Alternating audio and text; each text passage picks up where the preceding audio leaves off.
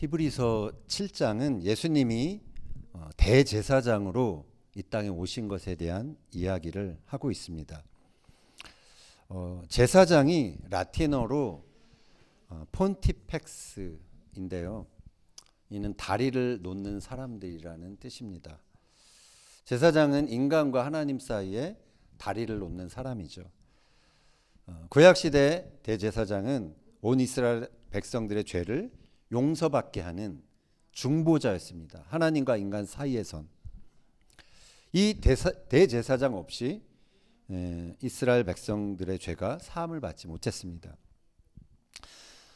따라서 대제사장은 아무나 할 수 없었습니다. 오직 레위지파 아론의 후손들이 대제사장이 될 수 있었죠.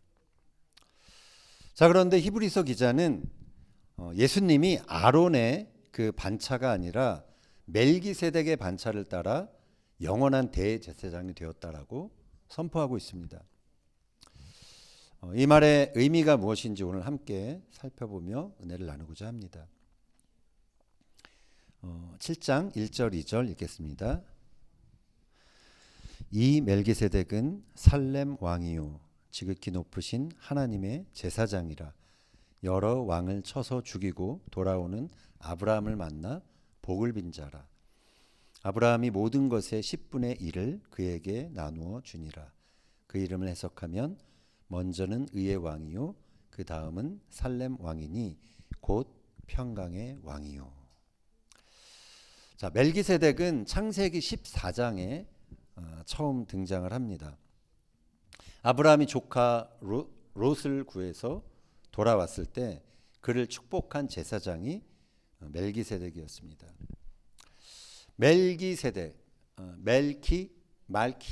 멜키ጼ덱, 나의 왕은 의롭다라는 말입니다.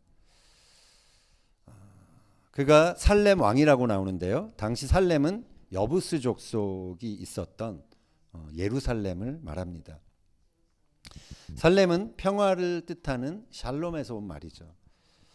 그래서 히브리서 기자는 멜기세덱을 의의 왕이요 평강의 왕이다라고 소개하고 있습니다. 히브리서 기자는 그에 대해 또 이렇게 말합니다. 3절 읽겠습니다.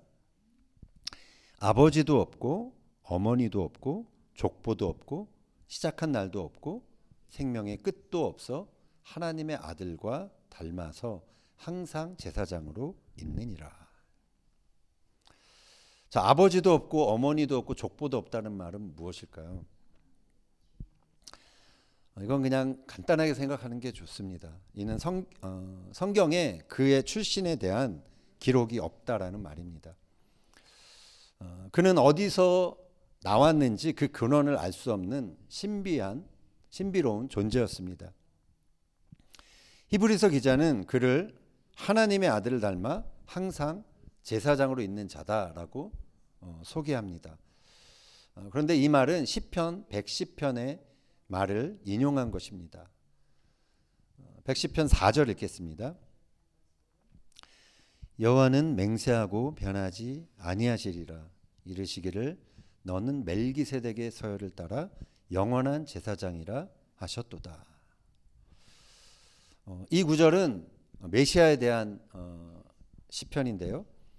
멜기세덱의 서열을 따라 메시아가 영원한 대제사장으로 오신다라는 예언의 말씀입니다. 이 예언대로 예수님이 의의 왕이요 평강의 왕으로 이 땅에 오셨습니다.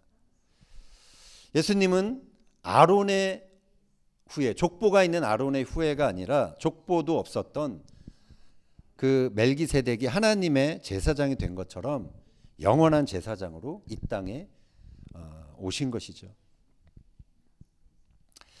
1세기 당시 예수님을 믿었던 유대 그리스도인들은 핍박이 오자 다시 유대교로 돌아가려고 했습니다. 유대교로 돌아가면 더 이상의 핍박도 없게 되겠죠. 그리고 경제적인 어려움도 끝나게 될 것이라고 그들은 생각했기 때문입니다. 그들은 이제 예수님이 아니라 다시 유대교의 대제사장을 통해서 하나님께 가고자 했던 것입니다. 이에 히브리서 기자는 하나님께 건너갈 수 있는 유일한 다리는 오직 예수 그리스도뿐임을 변증할 필요가 있었던 것입니다. 잠시 그 역사적인 상황을 살펴보고자 합니다. 기원전 4년 헤롯 대왕이 유대의 왕으로 즉위를 합니다. 그리고 기원 후 AD 70년 성전이 파괴되기까지 74년 동안 이스라엘에 몇 명의 대제사장이 있었는지 아십니까? Guess how many? For 74 years. How many high priests exist?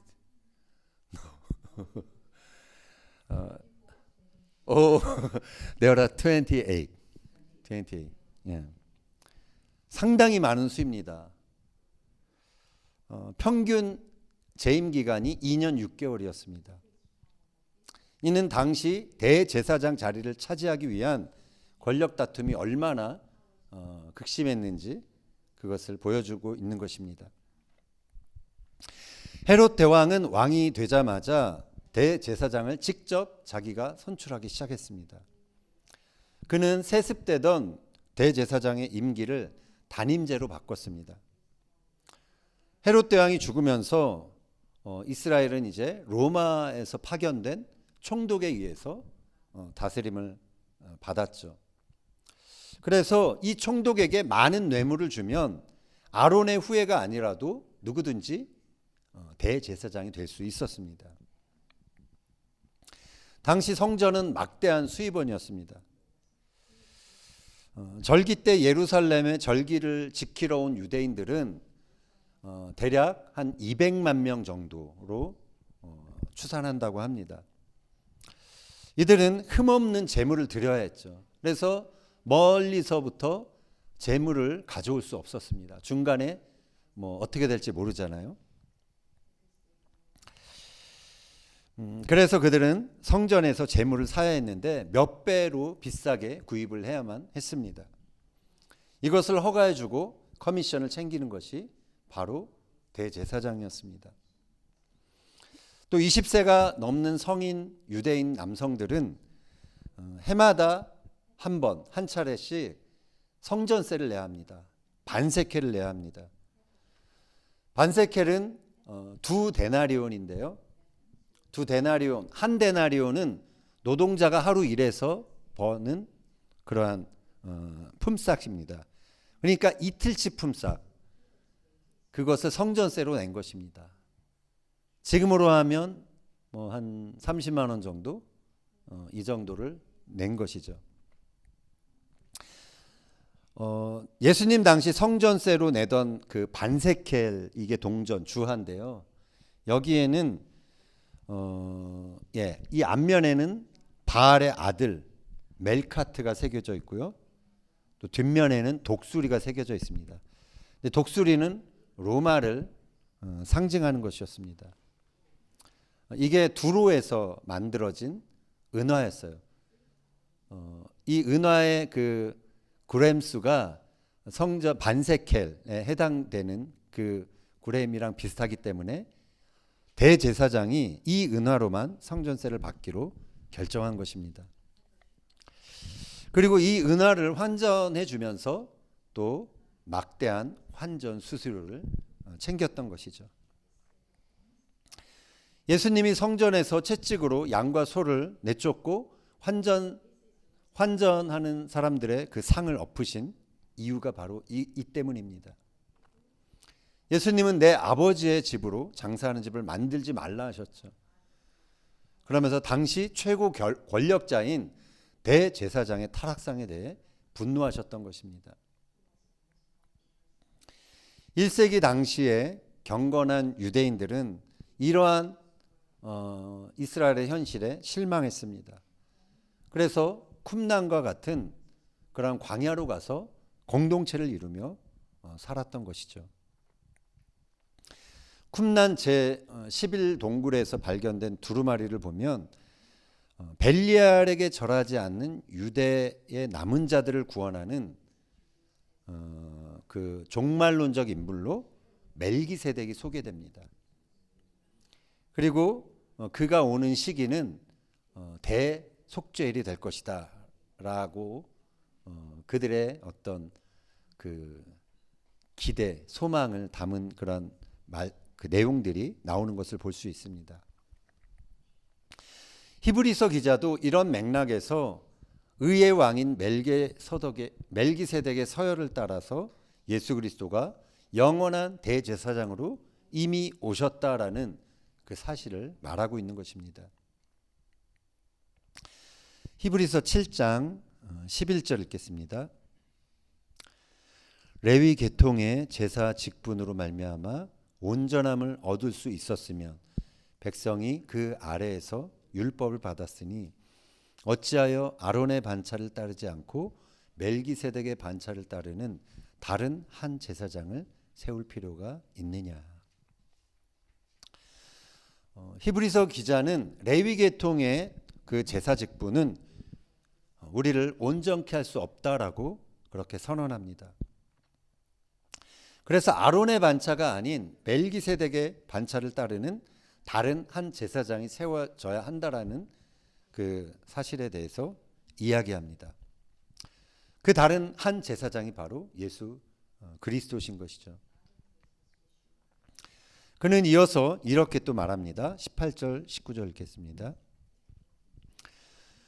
전에 있던 계명은 연약하고 무익함으로 폐하고 율법은 아무것도 온전하게 못할지라. 이에 더 좋은 소망이 생기니 이것으로 우리가 하나님께 가까이 가느니라. 자, 하나님의 경륜은 옛 언약을 폐하는 것이었습니다. 그리고 하나님께 가까이 갈 수 있는 새 언약을 주시는 것이었죠. 그래서 히브리서 기자는 예수 그리스도가 새 언약의 보증으로 오신 사실에 대해서 이렇게 말합니다. 22절이야 보겠습니다. 이와 같이 예수는 더 좋은 언약의 보증이 되셨느니라. 제사장 된 그들의 수요가 많은 것은 죽음으로 말미암아 항상 있지 못함이로되 예수는 영원히 계심으로 그 제사장 직분도 갈리지 아니하느니라. 아멘. 그래서 더 좋은 언약으로 오신 예수 그리스도를 버리고 옛 언약인 유대교로 돌아가는 것이 얼마나 바보 같은 짓인지를 히브리서 기자는 이렇게 변증하고 있는 것입니다. 25절 26절 읽겠습니다. 그러므로 자기를 힘입어 하나님께 나아가는 자들을 온전히 구원하실 수 있으니 이는 그가 항상 살아계셔서 그들을 위하여 간구하심이라. 이러한 대제사장은 우리에게 합당하니 거룩하고 악이 없고 더러움이 없고 죄인에게서 떠나 계시고 하늘보다 높이 되신이라. 아멘. 예수님은 지금도 살아계셔서 우리를 위해 간구하시는 중보자십니다. 그분은 거룩하고 악이 없고 더러움이 없는 분이십니다. 당시 온갖 수단을 다해서 권력을 추구했던 유대교 대제사장들과 달리 예수님이 제사장으로 하신 일은 자신을 하나님께 제물로 산 제물로 드리신 일입니다. 바울은 말합니다. 빌립보서 2장 6절 이하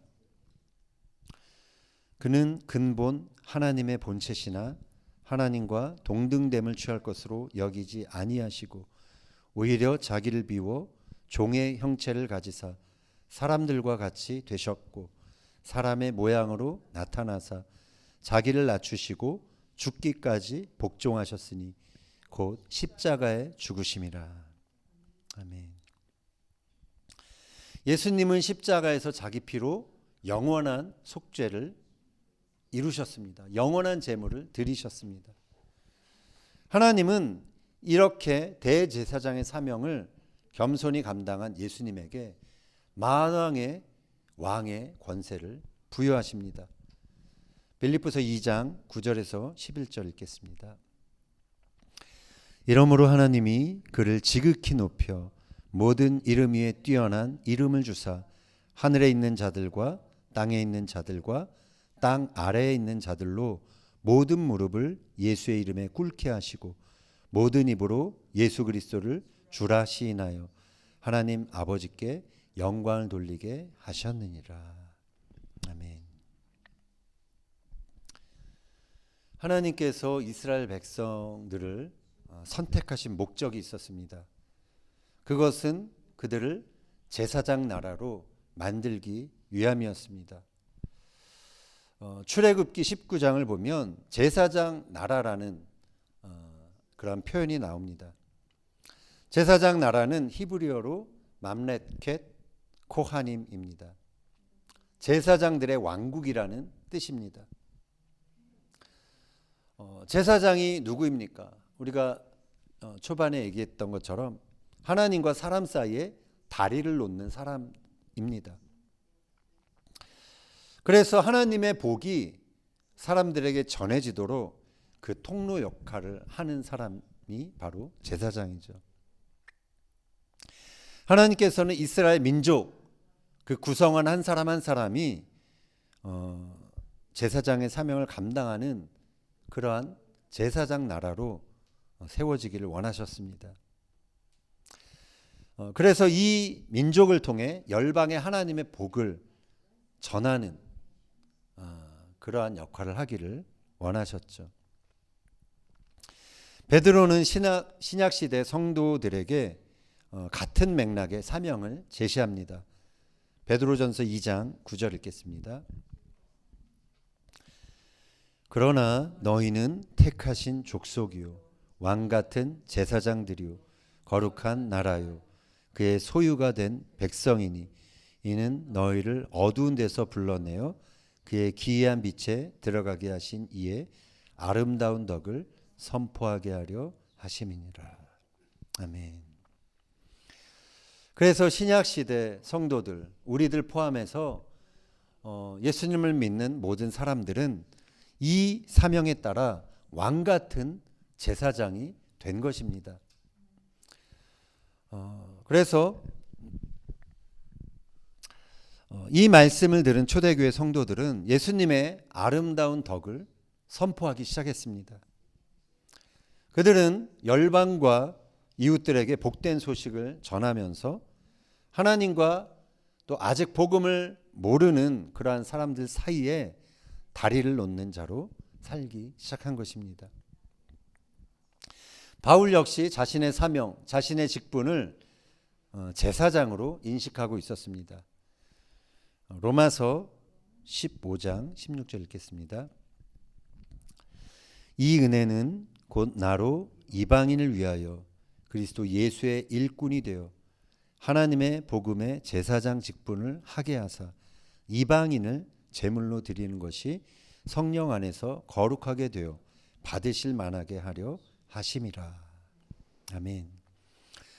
바울은 자신의 직분이 하나님의 복음의 제사장이다라고 말하고 있습니다. 자, 그런데 재밌는 게 제사장으로 그가 드리는 제사의 예물은 이방인이다라고 표현하고 있습니다. 아직 복음을 듣지 못한 이방인들을 하나님께 올려드리는 게 바울이 제사장으로서 그러한 사명이었던 것입니다. 유대인인 그가 제물로 드린 게 이방인이었다면 여기 있는 우리 이방인들이 주님께 드릴 수 있는 제물은 반대로 아직까지 복음을 모르는 유대인일 것입니다. 우리 이방 교회는 유대인과 하나님 사이에 다리를 놓는 복음의 제사장으로서의 부르심과 사명이 있는 것입니다. 바울은 말합니다. 고린도후서 5장 17절 읽겠습니다. 그런즉 누구든지 그리스도 안에 있으면 새로운 피조물이라 이전 것은 지나갔으니 보라 새 것이 되었도다. 아멘. 우리는 그리스도의 계보를 이어 새로 지음받은 사람들입니다. 그래서 금수저가 아니어도 괜찮습니다. 우리의 출신은 중요하지 않습니다. 성도로서 우리의 정체성은 멜기세덱처럼 육신의 족보나 세상의 서열을 따라 결정되지 않습니다. 우리는 그리스도의 계열, 그리스도의 서열을 따라 새롭게 된 존재들입니다.